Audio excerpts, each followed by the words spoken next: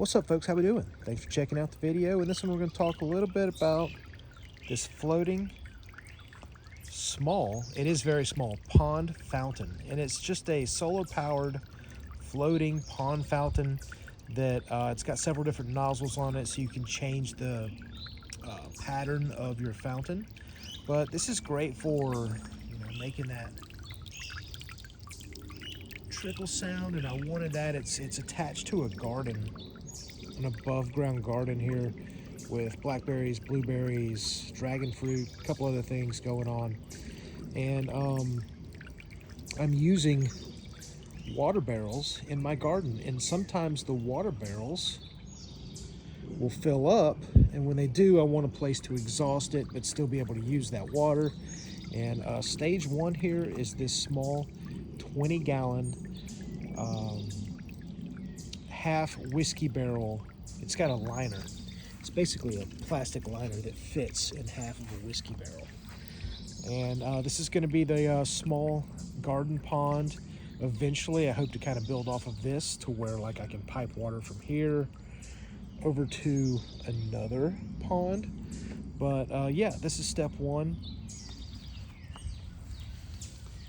Pretty much what you're looking at here is a floating solar-powered fountain, and I used some fishing line and a weight to kind of pin it in the middle, right? I didn't want it to float over to the side and shoot all the water out of the container, so I just kind of pinned it in the middle. It can kind of float around in the center of the barrel. Works great. There's some rocks down there. I've even got some goldfish.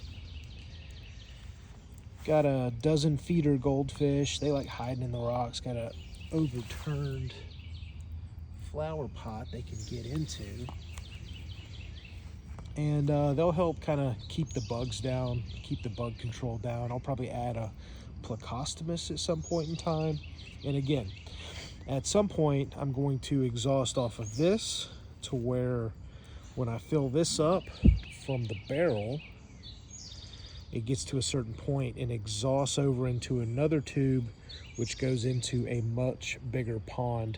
I haven't figured it out yet, either in the yard here or way down in the back corner of the yard. And again, I want to have a fountain. Now this fountain will help aerate the water, right? So like one issue of water just becoming stagnant is it doesn't move, there's no flow, there's no way to kind of pass air, oxygen into the water. But when you just like that, so as the water is hitting the surface of the water, it's forcing oxygen inside, and it helps keep the water oxygenated. But yeah, cool little project, phase one of the garden pond.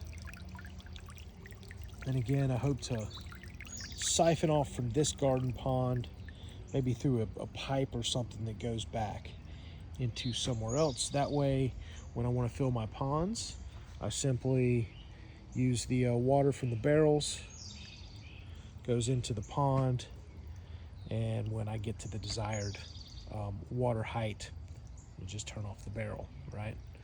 Pretty cool.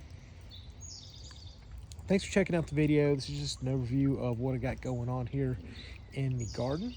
And again, this is peppers and blackberries and blueberries.